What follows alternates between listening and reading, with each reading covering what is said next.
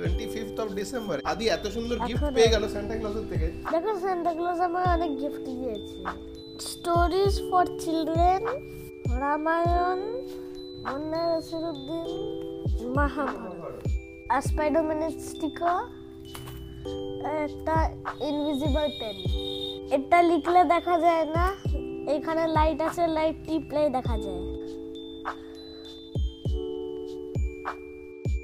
আর এই গিফটগুলো কিন্তু সত্যি স্যান্টাই দিয়েছে। সান্টা ক্লজ আদিকে খুব ভালো গিফট দিয়েছে, এত সুন্দর সুন্দর স্টোরি বুক দিয়েছে, গিফট দিয়েছে। যখনই টাইম পাবে এই স্টোরিগুলো পড়বে। Thank you Santa Claus. Please subscribe to my channel.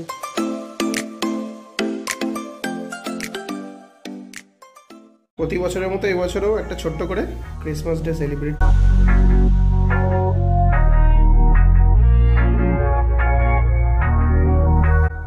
আর এই ক্রিসমাস কেকটা শুধু বছরের এই সময়তেই পাওয়া যায়, যিশুর বার্থডে উপলক্ষে।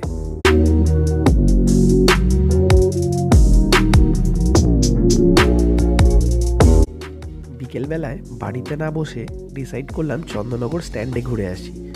আর সেখানে গিয়ে দেখলাম যা ভিড় চন্দননগরের চার্চের উপলক্ষে। আমরাও ঢুকে পড়লাম চার্চে দেখতে। এই চার্চটা কিন্তু অনেক পুরনো, 1691 সালে ডাচদের দ্বারা বানানো। তখন মনে হয় ব্রিটিশরাও ভারতে এসে পৌঁছতে পারেনি। যাই হোক, ঘুরতে যখন বেরিয়েছি আর চন্দননগর চার্চটাও খোলা পেয়েছি, তাই ঢুকে পড়লাম আমরাও দেখতে। এটা কোন চার্চ, ক্যাথলিক না প্রোটেস্টিয়ান, অত কিছু বুঝি না, কিন্তু ভেতরে ঢুকে বেশ ভালো লাগলো।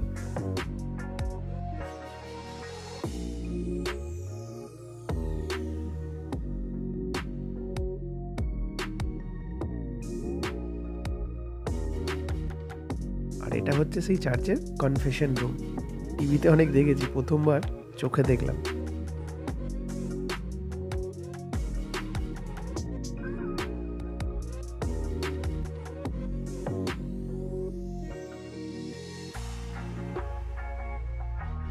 চার্চ থেকে বেরিয়ে পা ফেলার জায়গা পাচ্ছি না, কোন দিকে যাবো আর কোন দিকে যাব না। চন্দননগরের স্ট্যান্ডে এসে লাস্টে পৌঁছলাম, কারণ ছেলের বায়না পার্কে নিয়ে চলো।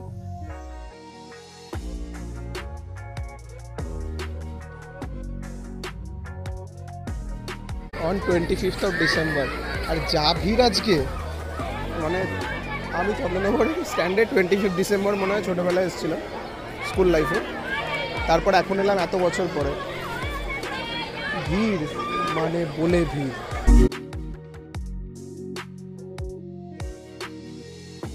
ছেলের তো খেলতে পাওয়া মানে যেন প্রাণ ফিরে পাওয়া। ব্যাস শুরু হয়ে গেল খেলতে।